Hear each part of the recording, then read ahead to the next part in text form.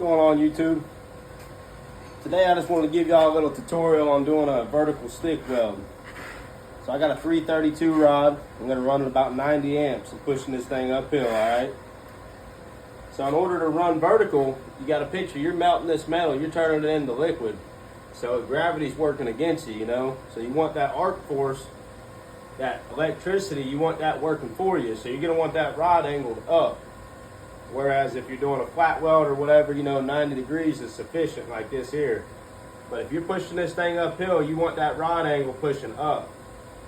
Now, every time you start a stick weld, it's got slag, right? So in order to burn up that slag, you always want to start ahead of where you're welding. If I'm starting down here, I'm going to start up here. I'm going to fire that rod up, and I'm going to drag it back. All right? I'm going to drag it back, and I'm going to burn up that slag, that porosity. And then I'm going to take off welding. So for a weld like this, I'm going to run just a slight little weave going uphill right here. So I'm going to want to fire up here, drag it back about a ½ inch to where I'm starting, and then form my puddle. Now after you get that little belly, you'll see your puddle form, get you a little belly built. That gives you a little landing to start running on and building off of. And then you want to burn your eyes out. Next tip, you want to fry your eyes before you get started so you can't see. Best tip of them all.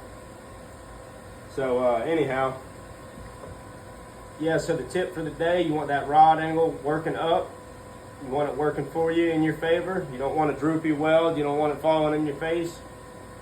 Then you want to fire up that rod, drag it back, burn up that porosity and slag, and then you start riding out.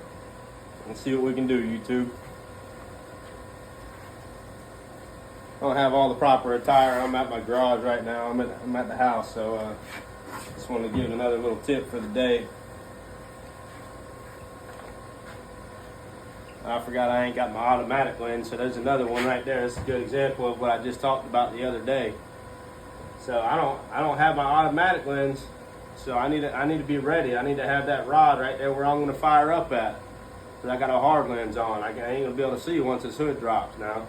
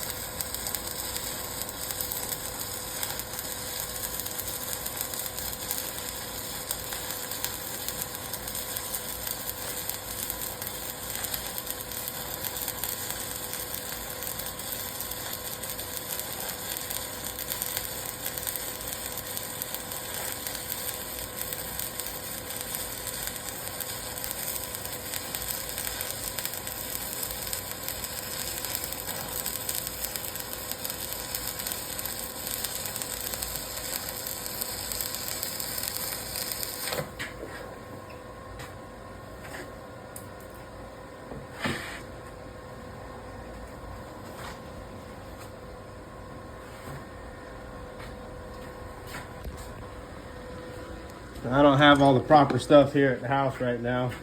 Got this little scraper. The guy the other day, he wanted to see what the finished product looked like on this weld. I was telling you shouldn't have to bang off the slag. You should be able to rake it. It should fall off. And that's what a vertical stick weld should look like right there. Not a vertical, that's what any stick weld should look like, but that's the finished product. Not perfect, but that'll get you there.